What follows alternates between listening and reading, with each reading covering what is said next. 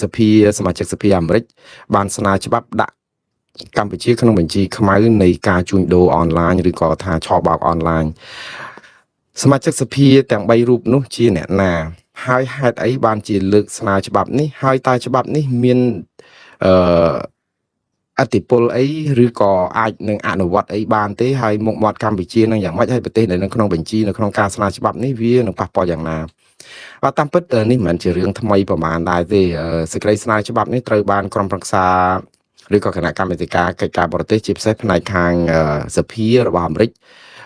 គេរៀបចំប្រជុំតាំងពីថ្ងៃទី18ខែកញ្ញាឆ្នាំ2025មកម្លេះបានន័យថាជិត1ខែទៅហើយ3អាទិត្យហើយបងប្អូនប៉ុន្តែថ្មីនេះទើបតែមានការដែលយករឿងនេះយកមកជជែកតាមបណ្ដាញសង្គម Facebook ឬក៏ផ្សព្វផ្សាយប្រព័ន្ធផ្សព្វផ្សាយរបស់អាមេរិកនឹងនិយាយអំពីការបង្កើតក្រុមការងារគេហៅថាអន្តរក្រសួងក្រុមការងារពិសេសអន្តរក្រសួងមួយដើម្បីកំទេចនិងបិទចោលនៅរាល់ក្រុមឬក៏បណ្ដាញអង្គការចាត់តាំងអក្រិតកម្មឆ្លងដែនដើម្បីទប់ទល់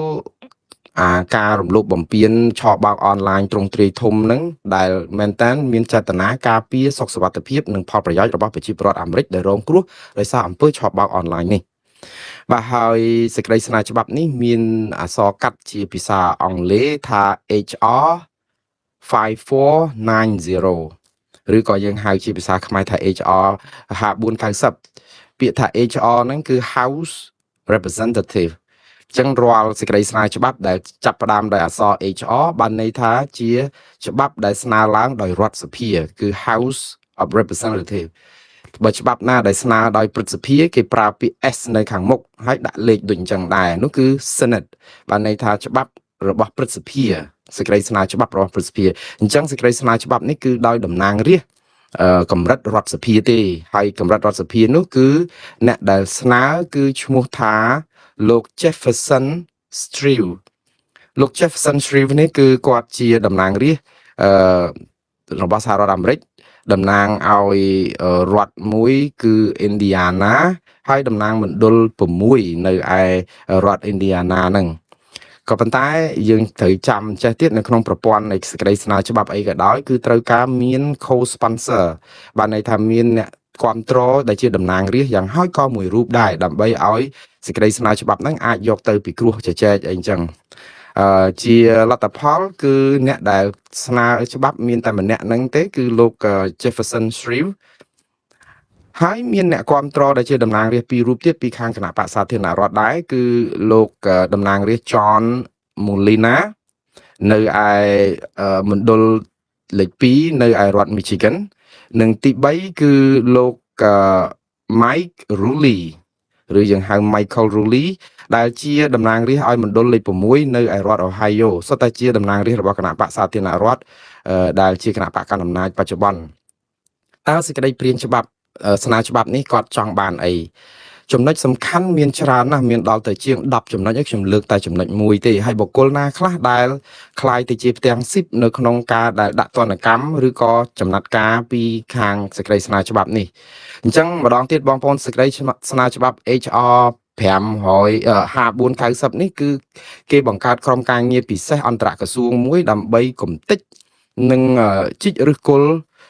អង្គការចាត់តាំងអក្រិតកម្មឆបោកនៅតាមបណ្ដាញអនឡាញហ្នឹងដើម្បីការពារផលប្រយោជន៍របស់ប្រជាពលរដ្ឋអាមេរិកដែលរងគ្រោះដោយសារតែអំពើឆបោកនេះហើយគោលបំណងរបស់គេមានច្រើននៅក្នុងនោះមានចំណុចមួយនៃគោលបំណងទាំងអស់នោះមានចំណុចលេខ9គឺច្បាប់នេះមានចេតនាតស៊ូមតិដើម្បីឲ្យអាមេរិកដាក់ប្រទេសចំនួន3នៅក្នុងនេះគឺមានប្រទេសភូមាដែរហើយក៏មានកម្ពុជាដែរមានភូមាមានកម្ពុជានៅក្នុងហ្នឹងដោយឲ្យដាក់កម្ពុជានិងប្រទេសដែលពាក់ព័ន្ធនេះនៅក្នុងបញ្ជីប្រភេទក៏បានឬបញ្ជីខ្មៅក៏បានដែរបងប្អូនបញ្ជីប្រភេទឬខ្មៅនេះអត់មានបញ្ជីណាមួយល្អទេគឺថាអាក្រក់ទាំងអស់ដើម្បីអីដើម្បីចាត់ទុកថាជារដ្ឋដែលពាក់ព័ន្ធនៅក្នុងការចូលដៃក្នុងប្រតិបត្តិការអក្រិតកម្មឆ្លងដែនដល់ក្រៅនេះហើយក្រុមការងារហិរញ្ញវត្ថុត្រូវចាត់ការរឿងនេះតាមការគួរនេះគឺជាសេចក្តីស្នើច្បាប់ហើយបុគ្គលនិងក្រុមហ៊ុនជាច្រើនដែលមាននៅក្នុងបញ្ជីរាយនាមសម្រាប់យកទៅដាក់ទណ្ឌកម្មនៅពេលដែលច្បាប់នេះចូលជាធរមានហ្នឹង គឺខ្ញុំគ្រាន់តែរៀបរាប់ត្រួសទេមានច្រើនណាស់ប៉ុន្តែមានទាំងបរទេសមានចិនមានភូមាមានអ្នកអីផ្សេងទៀតតែខ្ញុំលើកតាក់តងតែរឿងខ្មែរដោយសារតែយើងស្គាល់ចាំតែមន្ត្រីខ្មែរយើងអញ្ចឹងជនបរទេសដែលតាក់ទងនៅក្នុងការទាមទារឲ្យដាក់ទណ្ឌកម្មនៅក្នុងច្បាប់នេះបញ្ចូលជាធរមានទី1គឺមានលោក Nate Savian បងប្អូនស្គាល់ហើយលោក Nate Savian ហ្នឹងគឺជាជាប់សាច់ថ្លៃអីនៅខាងថ្នាក់ដឹកនាំកម្ពុជាសពថ្ងៃហើយជាមេធំផ្នែកប៉ូលីសផ្នែកអីផងឬក៏នគរបាលជាតិយើងផងលោកបន្ទាប់មកគឺជារដ្ឋមន្ត្រីក្រសួងការពារសំទោសក្រសួងមហាផ្ទៃខ្មែរយើងគឺលោកសសុខាដែលជាកូនប្រុសបង្កើតរបស់លោកសខេងមានលោកឌីវិជាដែលជាកូនប្រុសបង្កើតរបស់លោកហុកឡុងឌីលោកហ៊ុនតូដែលជាក្មួយជារបស់លោកហ៊ុនសែនលោកកុកអានដែលជាអ្នកអង្គការដែលត្រូវថៃចេញទៅការនិវេសក្រហមតាមចាប់ហើយដែលមានកាស៊ីណូបនលបែងនៅតាមបណ្ដោយព្រំដែនជាច្រើនហើយជាហឹបប្រាក់របស់គណៈបកកណ្ដាលអំណាចយូរដែរហើយនោះលោកគុជចម្រើនលោកឡុងឌីម៉ង់និងមានយ៉ាន់បូរិតយ៉ាន់រងយ៉ាន់សិតសាយឹមលាក់អីអញ្ចឹងនេះគឺជាឈ្មោះបុគ្គលមួយចំនួនដែលខ្ញុំមិនអាចរៀបរាប់អស់ទេព្រោះมันច្រើនហើយមានជនជាតិចិន Gen Z ដែលជាទីប្រឹក្សារបស់មន្ត្រីជាន់ខ្ពស់រដ្ឋាភិបាលយើងហើយដែលត្រូវចិនថ្កោលទោសតាមតរចាប់ដែរនោះហើយមានក្រុមហ៊ុនមួយចំនួនដែលពាក់ព័ន្ធនៅក្នុងការដែលដាក់ទណ្ឌកម្មនេះខ្ញុំលើកយកតែត្រួសខ្លីៗទេគឺមាន UDG គឺក្រុមហ៊ុនចិនអភិវឌ្ឍពលានយន្តហោះមួយនៅតារាសាគរខេត្តកោះកុងបងប្អូនគម្រោងជាង$1000ក្រុមហ៊ុន UDG នេះក៏ពាក់ព័ន្ធនឹងការកាប់បំផ្លាញព្រៃឈើនិងរុះរើផ្ទះប្រជាពលរដ្ឋមិនសងសំណងសមរម្យនឹងក៏ច្រើនដែរហើយក្រុមហ៊ុនបន្ទាប់ទៀតនេះគឺមាន Hui One Group បាទក្រុមហ៊ុន Hui One ដែលជាក្រុមហ៊ុនឆបោកអនឡាញមួយដែលរដ្ឋាភិបាលអាមេរិកបានដាក់ទណ្ឌកម្មរួចទៅហើយដែលមានលោកហ៊ុនតូជាប្រធានហើយមានក្រុមហ៊ុនច្រើនបន្តទៀតដោយសារតែនៅក្នុងច្បាប់នេះហើយនិយាយទៅជារួមគឺស្របតាមអ្វីដែលរដ្ឋាភិបាលអាមេរិកបានដាក់ទណ្ឌកម្មរួចទៅហើយដែរទេគ្រាន់តែថាគេធ្វើច្បាប់បន្ថែមទៀតដើម្បីឲ្យវាមានឥទ្ធិពលអន្តរក្រសួងនៅក្នុងការដោះស្រាយបញ្ហានេះបងប្អូនតាមពិតទៅដំណឹងអស់នេះអីហ្នឹងគឺអៀនមាត់នៅក្នុងការផ្សាយខ្ញុំពេលដែលផ្សាយនៅក្នុងស្រុកពេលយើងកំពុងមានរបួស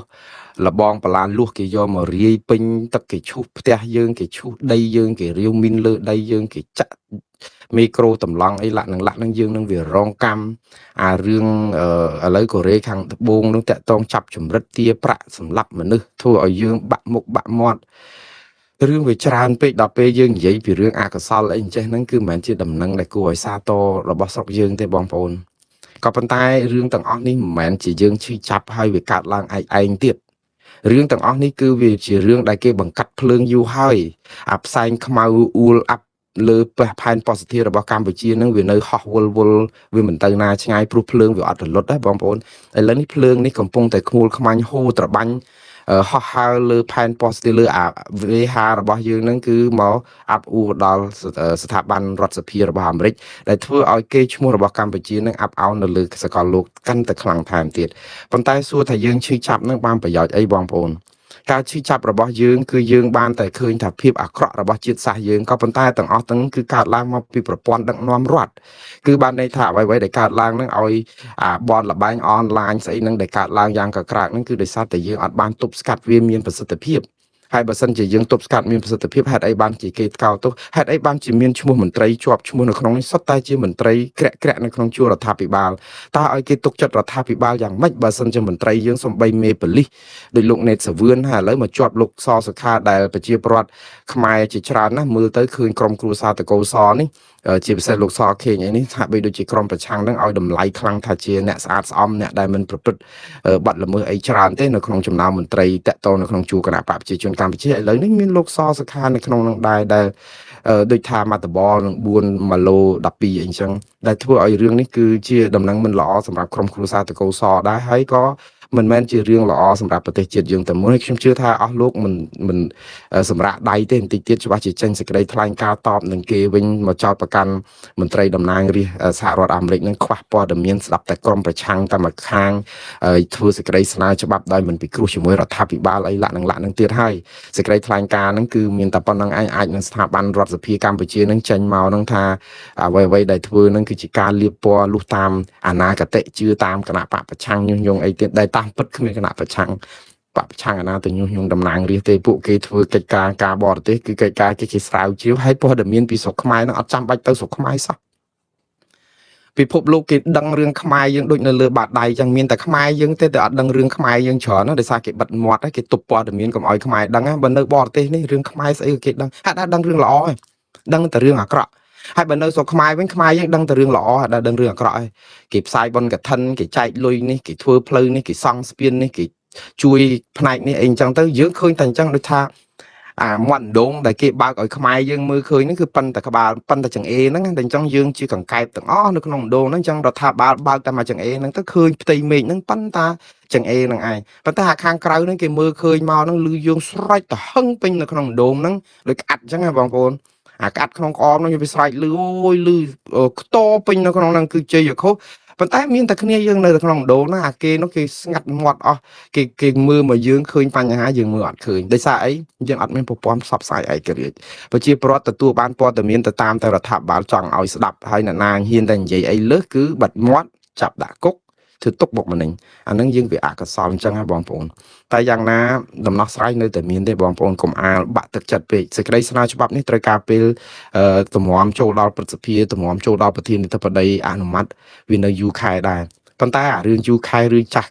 ឆាប់ខែឬមិនអីវាមិនមែនជារឿងសំខាន់ទេសំខាន់គឺនៅពេលដែលមានតំណាងរាស្ត្រសហរដ្ឋអាមេរិកមកយករឿងខ្មែរយើងយកមកឈឺឆ្អាលយើងពេលខ្លះបើឈឺឆ្អាលរឿងទៀនទាឲ្យដោះទាហានយើងទាំង18នាក់យើងសប្បាយចិត្តដែរបងប្អូនមិនអញ្ចឹងទេប៉ុន្តែគេអត់អាចទៅចូលរួមដោះទាហានយើងទាំង18នាក់បានទោះយើងខំប្រឹងតស៊ូមតិមិនដោយសារអីរឿងអាស្រូវយើងនឹងវាច្រើនពេកដែលប៉ះពាល់ដល់ប្រយោជន៍ប្រជាពលរដ្ឋអាមេរិកគេណាឃើញទេបើសិនជាទាហានទាំង18នាក់នៅស្រុកខ្មែរនឹងជាប់ឃុំដោយសារតែក្នុងនោះមានជនជាតិខ្មែរអាមេរិកចោះឧទាហរណ៍ដែលធ្វើទាហាននឹងអញ្ចឹងទៅច្បាស់ហើយជាមានការយកចិត្តទុកដាក់ពីអាមេរិកថាអត់មានប្រយោជន៍គេមិនឈឺក្បាលនឹងយើងទេឲ្យតែមានប្រយោជន៍គេបានគេឈឺក្បាលនឹងយើងអញ្ចឹងហើយបានថាយើងត្រូវពង្រឹងប្រយោជន៍យើងសាមគ្គីជាតិយើងខ្មែរស្រឡាញ់ខ្មែរកុំងើបមួយវាយមួយដោះលែងអ្នកទោសមនសិការឲ្យអស់ទៅ